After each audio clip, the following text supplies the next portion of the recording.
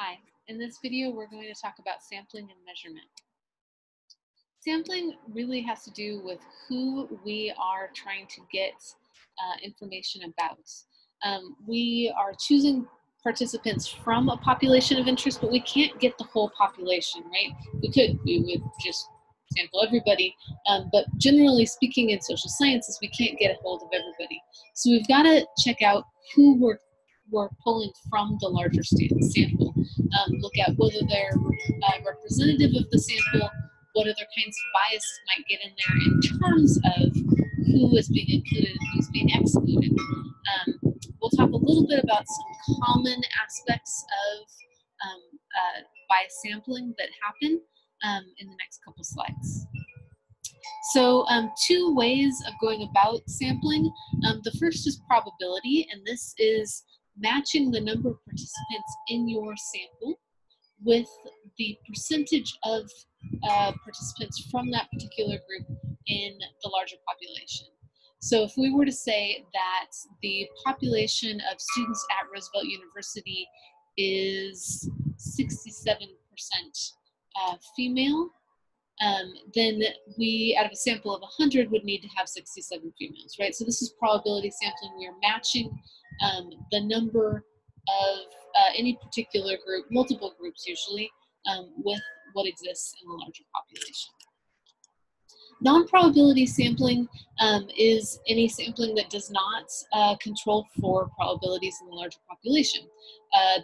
One of the ways that we talk about non-probability sampling is haphazard sampling or convenience sampling.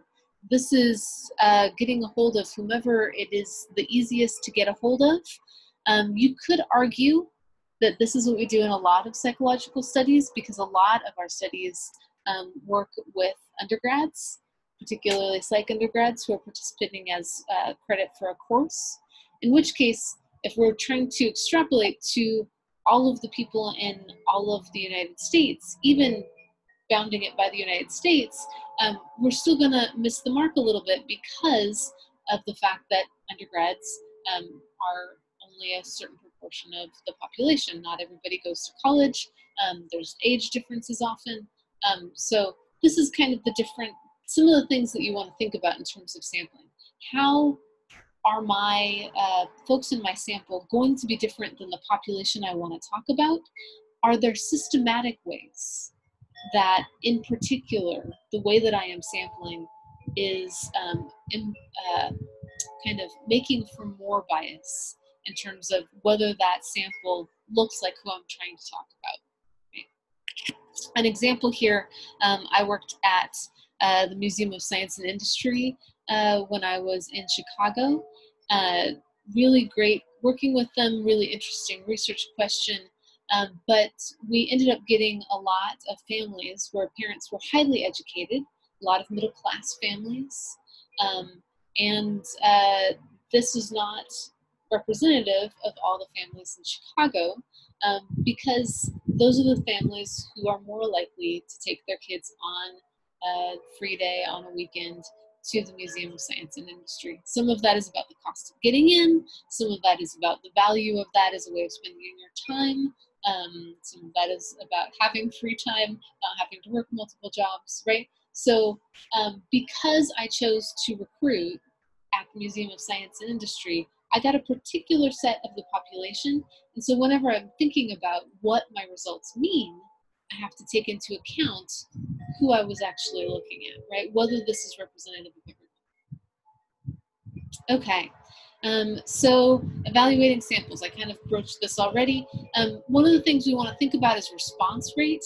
Who gets back to us?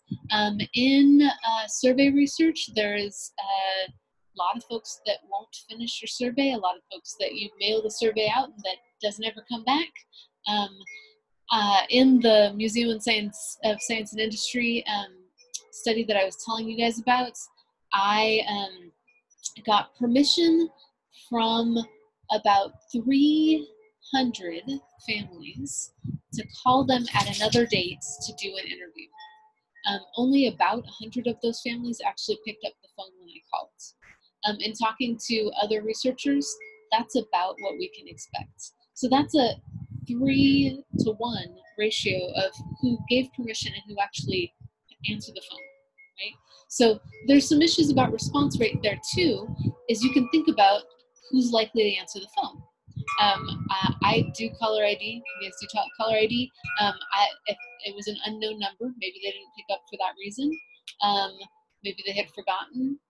Maybe they just said, yes, you can call us, here's my phone number, and didn't actually intend to answer the phone, right? So there are different aspects of the population implied in here. One of them might be acquiescence, which we'll talk about a little bit later as an issue with who agrees to participate in research in general, and what might that say about who we're sampling usually.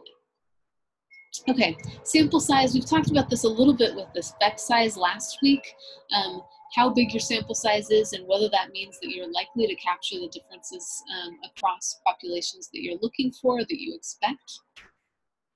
And getting into sampling bias. If you pick people at random, to participate in your study, you are likely to end up with folks that you know. Folks tend to be friends with and be in contact with people that share demographic categories with them. So if I am picking my friends, they're likely to be from my same socioeconomic status, from similar backgrounds, maybe religiously, ethnically, otherwise. So there's a bias in terms of who I am likely to be sampling. There are historically groups that are not very well sampled. We don't know as much about men as we do about women. We know a lot more about middle class folks than we know about working class folks. Simply because of the ways that sampling bias, if you're taking whoever's easiest for researchers to get a hold of, we tend to exclude certain groups. Okay, moving in to looking at the observation, which I wasn't going to do on this